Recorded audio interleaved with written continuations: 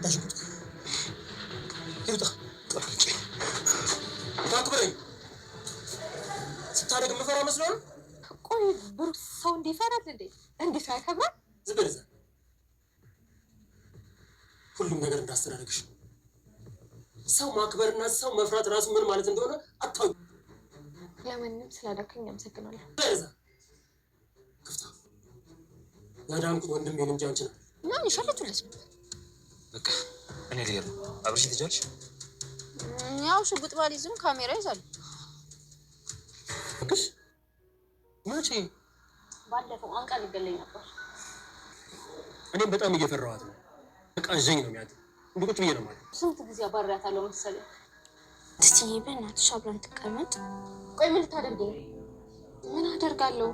ቆይ ደግሞ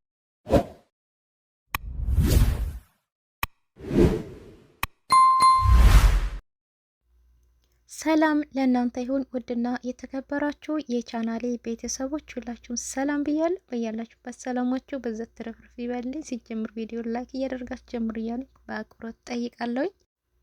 እነሆ ዛሬ ምሳሌ ድራማ ይዤላችሁ መጥቻለሁ። ምሳሌ ደስ የሚልና አስተማሪ ብዙ ቁም ነገር ያለው ወንድምነት፣ አባትነት ብዙ ነገር በዙሪያችሁ ያላችሁን የምታጠኑበት የምታዩበት ነገር ነው ማለት ነውና እንግዲህ ማህሌት እንዲህም ይቻላል እንዲለካ ያልኩበት ነውና ማህሌት ብዙ ነገሮችን ካደረገኝ ብሩክን እንግዲህ ከሞት አፋፍ ላይ ነው የተመለሰው ማለት ነው። ይሄም ደግሞ ዋናው ምክንያቷ እሷ ናት ማለት ነውና ከዚህም በፊት እንግዲህ ማህሌት ምሳሌ እንዳትታከም ብዙ ነገሮችን እያደረገች ነበር የምትገኘው።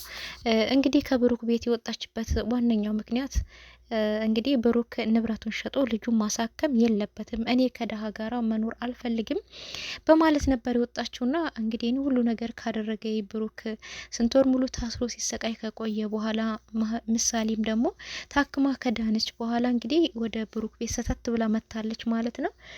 የመጣችውም እንግዲህ ይቅርታ ካንተ ጋራ መኖር ፈልጋለሁ ብላ ብትመጣ ነገር ግን ከልቧ ተጸጽታ አይደለም የተመለሰችው ማለት ነውና አንድ ሰው ጆሮዋን ይዞ የሚያሽከረክራት አለ። እንግዲህ በሱ ምክንያት ነው ወደ ብሩክ ቤት ድጋሚ ልትመለስ የቻለችው ማለት ነውና እሱም እንግዲህ ዝና ነው ተመልሺ ወደዛ ቤት መሄድ አለብሽ ነው ያላት። ነገር ግን እሷ ተወኝ ባክን እንደ በፊቱ ልኖር ብትልም አይሆንም፣ አንቺ ብሩክ ቤት የምትመለሽው እንደ በፊቱ እኔ ሳታውቂኝ በፊት ከሱ ጋር እንደምትኖሪው ሳይሆን የኔን ስራ ለመስራት ብቻ ነው ወደ ብሩክ ቤት የምትመለሽው ነው ያላትና እሷም እንግዲህ እሺ ከማለት ውጪ ምንም አይነት አማራጭ የላትም። ምክንያቱም በቃ እንደተለጎመች በቅሎ ነው ይዞ የሚጎትታት ማለት ነው። ወደ ቀኝ ሲላት ወደ ግራ፣ ወደ ግራ ሲላትም ወደ ቀኝ ማለት የለም።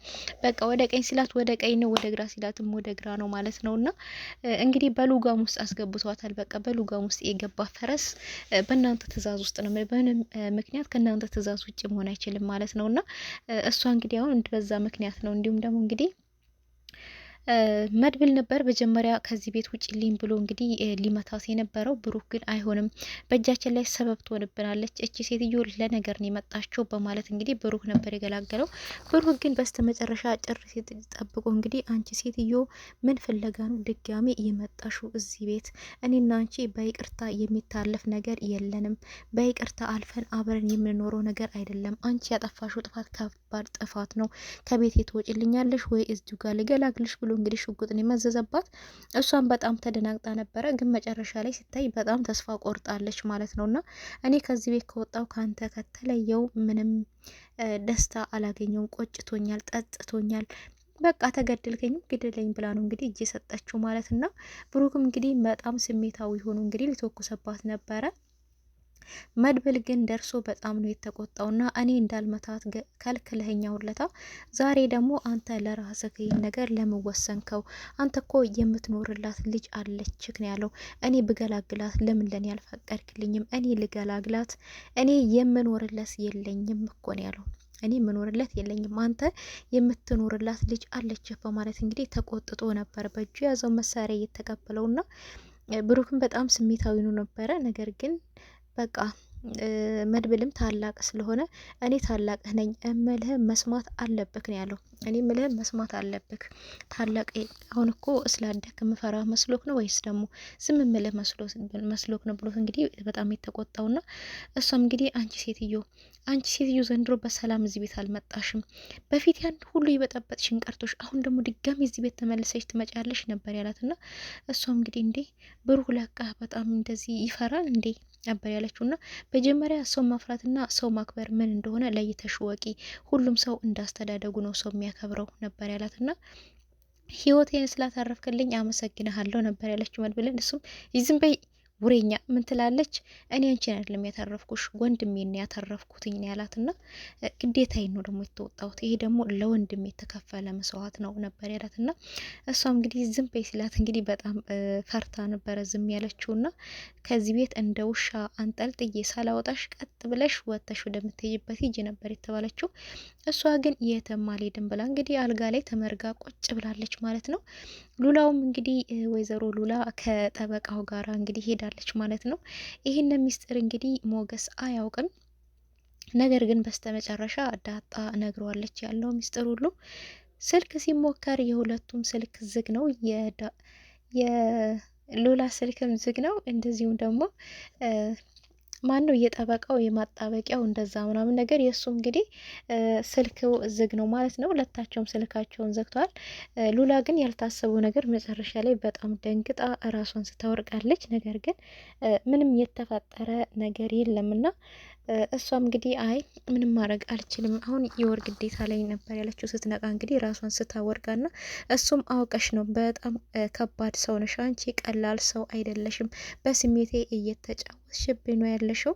ደግሞ ቤትን በኩል አታመልጭኝም በእኔ እጅ ውስጥ ነሽ። እኔ ምልሽን እማትሰሚ ከሆነ ባለሽንም ንብረትሽንም እስከ መጨረሻው አታገኝም እያለ እያስፈራራት ይገኛል ማለት ነው። ሉላ ግን ይቅርታ እኔ ያስቤበት አይደለም ነበር ያለችውና በቀጣይ ቤትክ ድረስ የሚሆን የትም አንተ ያልከኝ ቦታ ድረስ ለመምጣት ፈቃደኛ ነኝ በማለት ነበር ያለችውና እሱም እንግዲህ ባለችበት በተቀመጠችበት ሩም ውስጥ ነበረ ትቷት የሄደው። ይሄ ምንድን ነው የሚባለው ፍቅር ወይስ ስሜት? ይሄ እንግዲህ ፍቅር ሳይሆን ስሜት ነው የሚባለው። ፍቅር ቢሆን በተቀመጠችበት ትቷት አይሄድም። ይሄ ሰውዬ የፈለጋት ለስሜቱ ብቻ ነው ማለት ነውና እንግዲህ ስልኳን ከፍታ ለሞገስ ደውላለታለች። ሞገስም የት ነሽ ያለሽው ነበር ያላትና እሷ ግን እሱ እንደሰማ አላወቀችም። እሷ መጣው እዚሁ አካባቢ ነኝ ነበር ያለችውና እዚሁ አካባቢ የት ተናገር ያለሽበትን ቦታ ስላት እቤት እንገናኝ ብላ እንግዲህ ስልኩን የዘጋችበትና እቤትም ሲገናኙ እንዴት እንደዚህ ታደርጊያለሽ በማለት በጣም ነበር የተቆጣትና እሷም እኔ እኮ በተደጋጋሚ እያልኩህ ነበረ አንተ ግን ልትረዳኝ አልፈለክህም ነው ያለችውና እንዴት ንብረቱ ቢቀር ጠንቀር ብሎ ይቀራታል። ዘላለሜን በችጋር ሞታት አለው በድህነት እንጂ እንዴት እንደዚህ አይነት ነገር ታደርጊያለሽ? እንዴት ሌላ ሰው እጅሽን ይዝሻል? የተፈጠረ ነገር አለ ወይ ነበር ያላትና እሷም እንግዲህ ምንም የተፈጠረ ነገር የለም ነበር ያለችውና እውነቱን ተናገሪ አትዋሽኝ፣ ለምንድን ነው ይህን ሁሉ ነገር ልደብቅኝ የቻልሽው ብሎ እንግዲህ እየተቆጣ ነበርና እሷም እኔ እኮ በተደጋጋሚ ይሄ ጠበቃ ይቀየርልን ብዬህ ነበረ፣ አንተ ግን ልብህ አርፎበታል። አይቀየርም፣ ጥሩ ጠበቃ ነው፣ ጥሩ ሰው ነው፣ በቅርብ ደግሞ ገንዘቤ ሁሉ ንብረቴ ይመለስልኛል እያልክ ነው። ስለዚህ ደግሞ እኔ ምለን ስላልሰማኸኝ በተደጋጋሚ ይቀየር ስለ አንተ አይሆንም ስላልከኝ ከዚህ በላይ ልገፋፋክ አልፈለኩም። ነጋ ጠባ ደግሞ ሊመለስልኝ ነው ብለ በጉጉት ውስጥ ነህ ያለኸው። ስለዚህ ምንም ማድረግ አልቻልኩም። አሁን ለታም ሲመጣ ይቅርብን ይሄ ነገር ብዬህ ነበረ። ባለፈውም እኔን ወይስ ንብረትህን ነው የምትመርጠው ብዬህ ነበረ። ያኔም አልተረዳከኝም፣ ለምን እንኳን አላልከኝም። አሁንም ቢሆን እባክህ ተረዳኝ ነው ያለችውና እንግዲህ አንተ ንብረትህን ለማግኘት በጣም ጉጉት ስላለክ ይህን ነገር እንኳን አድርጌ ያንተ ንብረት ቢሳካና ቢመለስ ብዬ አስቤ ነው ነበር ያለችውና እንግዲህ እንደሱ ሀሳብ እንደዛ ነው። ወንዶች ግን ሚስቶቻቸው ማንም ሰው በእጁ እንዲነካባቸው አይፈቅዱም ማለት ነውና ደስ የሚለው ነገር ምንም ነገር ያለ መፈጠሩ ነው ማለት ነውና እሱም በግልጥ ልትናገሪ ይገባ ነበር፣ እኔ ባልረዳሽ ራሱ ነበር ያለው። እውነት ነው። እኛም ብዙዎቻችንም ሉላ በግልጥ መናገር አለባት ብለን ነበረ። አቶ ዝና እንግዲህ አሁንም አላረፈም። መሀሌትን እየደወለ ገብተሻል አለ ቤት አንቺ ደደብ ነበር ያላት እና አቤት ነው ያለችው ቶሎ ብላ። ሰው ስሙን በዚህ ልክ ስሙን ያውቃል? አንቺ ደደብ ሲላት ቶሎ ብላ አቤት ነበር ያለችውና እንግዲህ ምን እየሰራሽ ነው? ገብተሻል አይደለች ስላት አዎ ገብቻለሁ፣ ይሄው 1 ሳምንት ሆነኝ፣ ካልጋ ላይ እንኳን አልወረድኩም ነበር ያለችውና በይ እንዳይፈሩሽ ተንቀሳቀሺ ቤት ውስጥ፣ ለልጅቷ ደግሞ ፍቅር ስጫት፣ እወድሻለሁ በያት፣ አዋሪያቸው፣ አጫውቻቸው፣ ይህንን እኔ ያልኩሽን ካደረሽ ብሩክ 1 ሳምንት ባልሞላ ጊዜ ውስጥ አቅፎሽ ይተኛል፣ ከዛም በኋላ እኔና አንቺ ስራችን እንሰራለን ነበር ያላትና እሷም እባክህ ተወኝ ልኑርበት እንደ በፊቱ ነበር ያለውና እሱም እንግዲህ ክትክት ብሎ ስቆባት ነበር ዝና እንደ በፊቱ መኖር የሚባል ነገር የለም። እዛ ቤት የተመለሽው የኔን ለማሳካት እንጂ የራስሽን ለማሳካት አይደለም። እኔ ካልኩሽ ትእዛዝ ውጪ ወልፊት የለም ነበር ያለትና እሷም እንግዲህ እሺ ብላ ወደ ሳሎን ላይ ቅድስትና ምሳሌ እየተጫወቱ ነበረ። እነሱ ጋር ሄዳ እንግዲህ ስትሄድ እነሱ በጣም ነው የደነገጡትና አትፍሩ፣ ከእናንተ ጋር ልጫወት ነው የመጣሁት፣ ለምን ትፈሩኛላችሁ ነበር ያለችውና ቅድስትም እንግዲህ ብሩክ ቤት እንዳለ አስመስላ ብሩክ ስትል ብሩክን አትጥሪው አንቺ ለኔ ያንሰሽ ነው እንዴ ነበር ያለቻት። እንግዲህ ምሳሌንም አንዳንድ ጥያቄ እየጠየቀቻት እኔ እኮ ወድሻለሁ ምናምን እያለች እያስመሰለች ለማስመሰል ሞክራ ነበርና እሷም እንግዲህ የልጅ ነገር እኔም እኮ ወድሻለሁ እማዬ ነበር ያለችው። ቅድስት ግን ይሄ ነገር ደስ አላላትም። እኔን ቅድስት እያልሽ እሷን ለምን እማዬ ትያታለሽ? ለምን በስሟ ትጠሪያትም ነበር ያለቻትና ቅድስትዬ እሷን እኮ መጀመሪያም እማዬ ስለምላት አፌ እምቢ አለኝ፣ በመሀሌት አልለመድኩም። አንቺን ደግሞ በቅድስትዬ ስለለመድኩ እማዬ ማለት አፌ እምቢ አለኝ ነበር ያለችውና ድሮም ከልብሽ ስላላወጣሻት ነው ነበር ያለችው። የሚገርመው ግን የመሀሌት ጥያቄ ነበረ።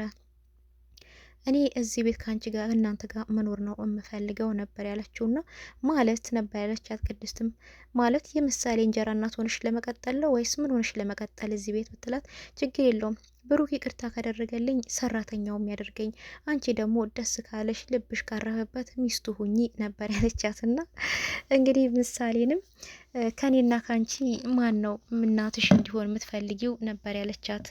ይህን ጥያቄ የጠየቀችው እንግዲህ ወይዘሮ መሀሌት ናት ማለት ነውና የሚገርመው ነገር እንግዲህ ምሳሌም የአባዬ ሚስት እንድትሆን ወይም ደግሞ የኔ እናት እንድትሆን የምፈልገው ቅድስትዬን ነው ያለቻት ማለት ነው። ያንን ጊዜ በጣም ተናዳለች መሀሌት። እንግዲህ አንቺ እንድትላት ፈልጋ ነበረ። ይህንን ነገር እንግዲህ ለብሩክም እየነገረችው ነበረ። የሚገርሙ ነገር ዛሬ እኮ ከኛ ጋር ቁጭ ብላ እየተጫወተች ነበረ፣ ሳሎን ላይ መታ ነበር ያለችውና እና ምን ልሁን ነው የምትለው እንግዲህ ምሳሌን የጠየቀቻት ጥያቄ በጣም የሚገርም ነው። ምሳሌም የመለሰችላት በጣም የሚገርም ነው ብላ እንግዲህ ይሄን ነው ብላ ለመናገር አፏን እንግዲህ ይዟት ነበርና በጣም እያፈረች ነበርና ገብቶኛል ቅድስትን አንቺን ያለችው እኔ ደግሞ ልጄ የመረጠችልኝ ነው ማገባው ነበር ያለውና እንግዲህ ቅድስት እየተግደረደረች ነበርና እሱ ይህን ሲያወራት የሚበላ ላቅርብ የሚጠጣ ላቅርብ ነው የምትለው በተደጋጋሚ። እንግዲህ ፍራታና መድበልም ተገናኝተው ነበርና በምን ምክንያት ወደዛ ቤት የተመለሰችው መሀሌት እያለ እውነት ተጸጽታ ከልቧ ነው ወይስ ደግሞ ተልኮ አላት እያለ ኢፍራታን እየጠየቃት ነበረ። ኢፍራታ ግን እኔ ምንም ማድረግ አልችልም፣ ከቤቴ አባረሪያታለሁ፣ ወደ እኔ ቤትም እንድትመለስ አልፈልግም ነበር ያለችው። እሺ ዘመዶች የላትም? ዘመዶች ያዟት ይሰብስቧት፣ እቺ ሴትዮ ደመኛ ልታደርገን ነው፣ ዘመድ ካላት ዘመዶቿ ይሰሯት፣ ዘመድ ከሌላት ደግሞ ወደ ሃይምሮ ማገገሚያ ውሰዷትና እዛ ታገግም፣ አልጋ ላይ ቁጭ ብላ ድርቅ ብላ ቀርታለች፣ ልታሳስተን ፈልጋለች እቺ ሴትዮ ነበር ያለውና እና ለምንድን ነው እውነት ወደዛ ቤት ተመለሰችው ቢላትም እንግዲህ ፍራታም ምናልባት ተቆጭታ ይሆናል፣ ማረፊያ አታለች፣ እኔ ማባረርኳት፣ ዝናም ደግሞ ፊት ነስቷታል፣ እሱ ነበር በፊት የሚያኖራት ነበር ያለችውና እኛ ምን አገባን ታዲያ፣ አሁንም እዛው ዝና ጋር ሄዳ ትኑራ፣ እኛ ልናኖራት ትፈልጋለች እንዴ ቢልም እባክህ በቃ ይቅርታ ያድርግላትና ብሩክ ከብሩክ ጋር ትኑር። እንግዲህ እንደኔ አስተሳሰብ ተጸጽታ ተቆጭታ ብሩክን ይቅርታ ጠይቃ አብረው ለመኖር ይመስለኛል የተመለሰችው ነበር ያለችውና እሱም እንግዲህ በፍጹም የማይሆን ነገር ነው ይሄ ነገር በፍጹም የማይታሰብ ነው። ከብሩክ ጋር መኖር እሷ ያጠፋችው ነገር ያደረገችው ድርጊት በይቅርታ የሚታለፍ ነገር አይደለም። በጣም ከባድ ነው። አንድ ቀን ታሳስተናለች ነበር ያለውና ኤፍራታ እንግዲህ እኔ ምንም አያገባኝም በቃ ነበር ያለችው።